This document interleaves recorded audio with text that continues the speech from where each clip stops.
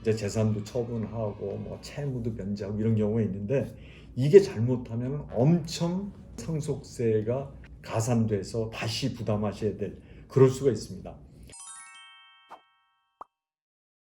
안녕하세요. 홍순기 변호사입니다. 이번 시간은 상속증여세 이렇게 줄일 수 있다. 그 절세 플랜에 관해서 말씀드리겠습니다. 첫 번째, 이제 증여하고 상속은 미리 계획하고 설계하셔야 됩니다. 10억 원이 기준이었기 때문에 그동안 상속세를 내는 가구가 많지 않았습니다. 근데 지금 부동산 가격이 급등을 하면서 10억 원이 넘는 그런 과세 대상 가구가 엄청나게 증가를 했습니다.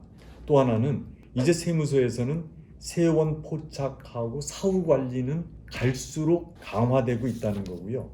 상속세나 증여세 세율 자체를 낮추는 것은 엄청 어려워 보입니다. 그렇다면은 결국 증여하고 상속을 조화를 시켜야 그 상속세나 증여세를 줄일 수 있는데 그러려면 정교한 계획이 필요하다. 이렇게 말씀을 드릴 수가 있습니다. 그리고 두 번째는 부유층이 아닌데 상속을 설계할 필요가 있느냐 이렇게 말씀하시는 분들이 많은데 설계를 하셔야 됩니다. 은퇴 노후 설계하고 상속 설계가 서로 교차하는 부분들이 있는데 일단 은퇴하고 노후 설계가 더 중요합니다. 노후 설계를 해놓지 않으시고 증여를 하거나 이런 경우는 노후에 엄청 힘들어지시는 경우도 있으니까 일단 은퇴 노후가 먼저다라고 생각을 하시고 그 다음에 상속에 관한 설계를 하시면 좋을 것 같습니다. 그래서 이제 이게 지금 뭐 상품들로도 나와 있거든요. 상속형 연금이다, 뭐 종신보험, 연금보험을 합친 그러한 개념들도 있으니까 설계를 하시는 게 좋습니다. 다음 세 번째는 재산 중에 이제 부동산의 비율을 조정을 하셔야 됩니다. 지금 부동산 같은 경우는 좀 낮게 평가가 될 가능성이 있는데 만약에 납부 재원이 모자라서 부동산을 그때 매매를 하게 된다면 매매가가 상속 가액이 됩니다. 매매가는 대개 시가로 계산이 되는데 그러면은 손실을 피하기가 어렵고 결국은 남아있는 부동산은 처분하셔야 된다. 이런 경우가 되고요. 그래서 이제 어떤 분들은 이렇게 하는 경우가 있습니다. 자녀들 명의로 종신보험을 드는 거죠. 그러니까 상당 기간에 걸쳐서 자녀들 명의로 보험을 들어서 그 자녀들 몫의 재산이 되니까 상속세 납부 재원으로 충분히 마련이 이제 가능한 거죠. 그러면 부동산하고 금융재산이 어떤 정도 비율이 좋으냐? 은퇴 시점을 기준으로 해서 5대5 정도 되는 게 바람직하다. 이게 이제 그런 연구 결과들이 있습니다. 그리고 네 번째는 배우자에 대한 상속 규모인데요. 만약에 사망 이전 10년 내에 배우자한테 증여한 게 있다면 이건 오히려 손해를 보실 수가 있습니다. 이게 상속재산의 가산이 되는 데다가 배우자 공제액마저 줄어들기 때문에 그런데요. 그래서 만약에 상속재산 규모가 10억 이하라 그러면은 배우자는 상속을 포기하는 게 낫고 30억 이상의 재산이라면 배우자 공제는 최대한 활용하는 게 좋습니다. 다음에 세대생략 증여라는 게 할증이 된다고 말씀을 드렸잖아요. 할증이 되더라도 총 상속재산은 감소가 될 수 있습니다. 그래서 상속재산이 워낙 규모가 큰 경우에는 세대생략, 손주들에게 증여를 하는 것이 좋다. 그래서 이거는 최대한 활용을 하시는 게 상속재산 가액을 획기적으로 낮출 수 있는 방법이다. 이렇게 하시면 좋겠고요.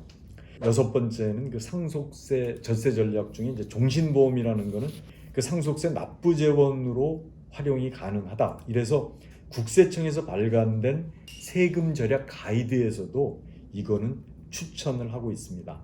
근데 이제 문제가 종신보험을 들 때 보험료를 누가 납부했느냐? 그 계약자는 누구고 나중에 이제 수익자가 누구냐 해서 국세청에서는 종신보험에 대해서는 증여 여부에 대해서 면밀하게 조사를 합니다. 그래서 이 부분은 수익자, 계약자, 그 다음에 누가 납부했는지를 명확하게 하셔야 그래서 국세청에서 하는 조사에서 자유로울 수 있다. 그걸 말씀드리고요. 그다음에 일곱 번째는 이제 연금보험인데 이것도 제가 이제 여러 차례 보험에 대해서 말씀드렸는데 상속형 연금이라는 거는 본인이 연금을 수령하다가 사망하면 이제 자녀에게 일치금이 가도록 되는 것도 있는데, 이러한 상품들은 잘 한번 설계 차원에서 검토를 하셔서 하는 것이 좋을 것 같습니다. 그 다음에 이제 8번째는 상속 개시 시점 5년 이내에는 재산 처분에 조심하라. 이 말씀이 뭐냐 하면, 상속 개시 시점 5년이라는 기간이 상속인이 아닌 뭐 손주들이나 며느리나 사위나 종교시설에 기부를 하더라도 그게 상속재산의 가산이 됩니다. 그러니까 5년 이내에는 될 수 있으면 재산 처분하지 않으시는 게 좋을 수도 있습니다. 그리고 이제 추정 상속 재산이라는 게 있는데, 2년 이내에 뭐 5억, 그 다음에 1년 이내에 2억 이상 예금이 인출이 돼서 어디로 갔는지 모르겠다. 또 하나는 채무를 부담을 했는데 그게 어디로 갔는지 모르겠다.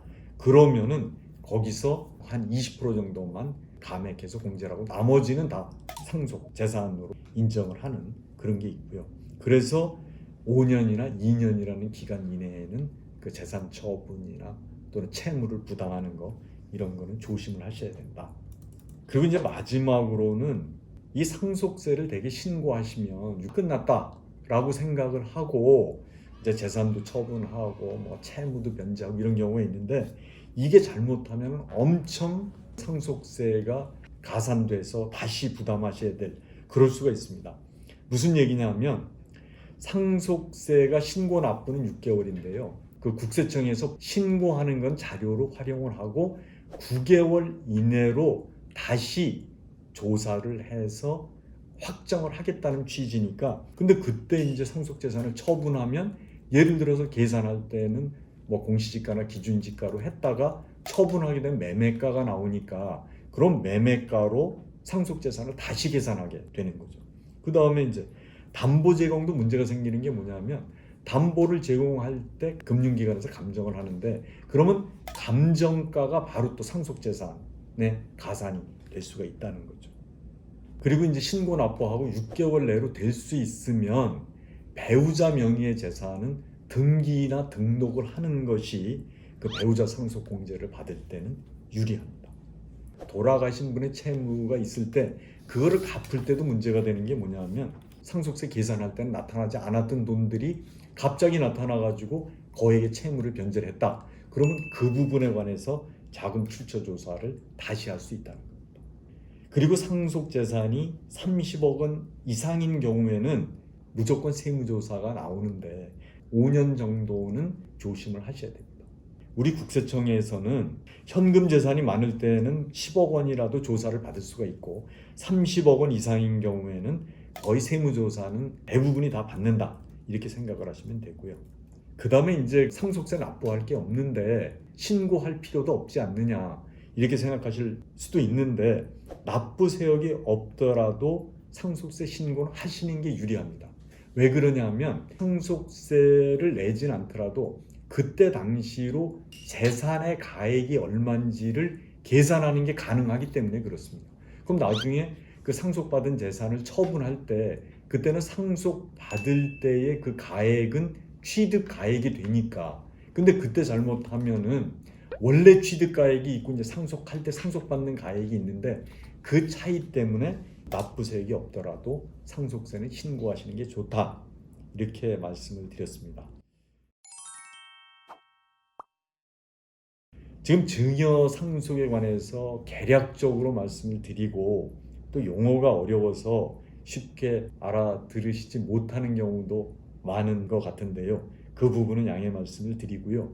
그리고 앞으로도 이 지속적으로 이슈가 되거나 특별히 중요한 부분에 관해서는 추후에 세부적으로 나눠서 상세하게 설명을 드릴 예정입니다. 유익하셨다면 구독, 좋아요 부탁드리겠습니다.